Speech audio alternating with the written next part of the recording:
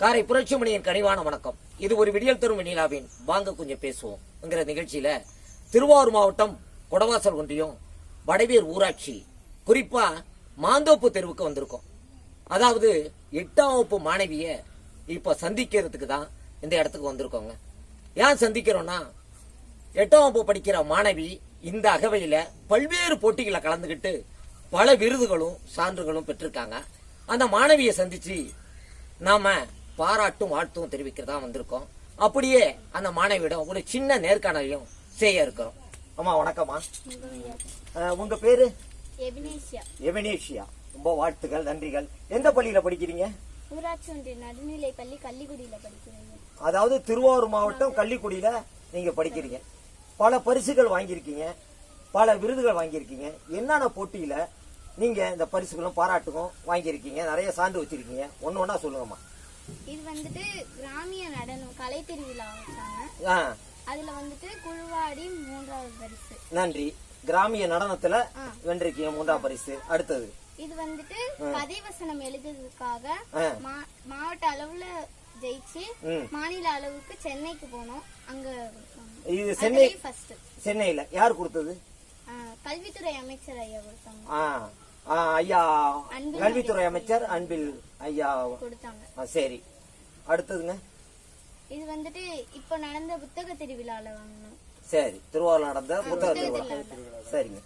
இது வந்துட்டு silambam world record 2 மணி நேரம் சுத்தணும். சிலம்பு தனியா சுத்துறது தற்காப்புக்காக.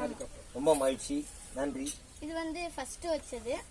இது வந்து ஃபர்ஸ்ட் புத்தக திருவிழா, திருவாரூர் புத்தக திருவிழா பாராட்டு சான்றிதழ் முதலிடம். ஆமா. அடுத்தது இது வந்துட்டு இங்க வடவேர் ஸ்கூல்ல படிச்சப்போ கபடியில கபடி போட்டி விளையாண்டு வாங்கினது. இப்படி பல போட்டியில கலந்துட்டு இருக்கீங்க. சரி, இது இது வந்துட்டு ஓட்டப்பந்தயம். ஓட்டம் 100 மீட்டர் ஓட்டம். இது வந்து ஃபர்ஸ்ட் 6வது போய் சேர்ந்தப்போ டான்ஸ் ஆடுனது. கள்ளிக்குடியில கும்மி நடனத்துல குழு நடனத்துல பரிசு பெற்றிருக்கீங்க. அடுத்தது இது வந்துட்டு கதை எழுதுனது தமிழ்ல 6ஆம் வகுப்புல தமிழ்ல கதை எழுதி பிற்காலத்துல பெரிய அளவுல நீங்க கதை வசனம் எழுதக்கூடிய பெரிய திரைப்படத்துறையில கூட வர்றதுக்கு வாய்ப்பு இருக்கு. எப்படி இவ்வளவு போட்டியில கலந்துகிட்டு இருக்கீங்க? எப்படி இந்த ஆர்வம் ஈடுபாடு எல்லாம் எப்படி வந்தது உங்களுக்கு? ஆசிரியர் உங்களுக்கு ஊக்குவிச்சாங்க, கூடுதலா இப்படி எழுதுன்னு இப்படி போகணும்னு நிறைய ஊக்குவிச்சாங்க. ரொம்ப மகிழ்ச்சியமா. இது வந்து உங்க அப்பா அம்மா.